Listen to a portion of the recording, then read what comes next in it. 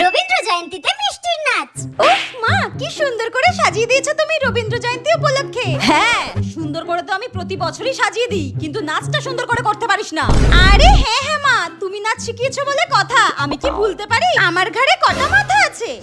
নে, অনেক পাকা পাকা কথা বলেছিস, এই পাকা পাকা কাজগুলো যেন স্টেজের মধ্যে করা হয়। এবারও যদি নাচ ভুল করেছিস, চল তাড়াতাড়ি, লেট হয়ে যাচ্ছে। চলো চলো মা, চলো। নমস্কার নমস্কার নমস্কার।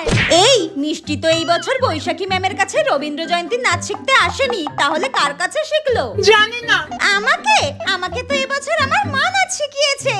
তাহলে তো তুই নির্ঘাত ভুল করবি, তোর মা তো নাচ করাতে পারে না। তুই কি বললি? তুই আমার মাকে অপমান করলি, তোকে আজকে মেরে শেষ করে দেব।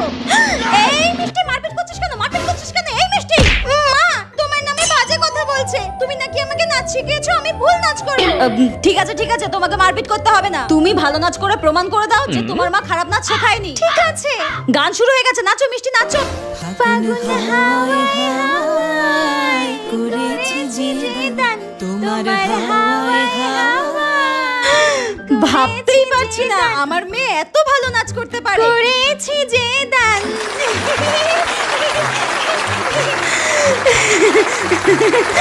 মা দেখো, সবাই কত হাততালি দিচ্ছে।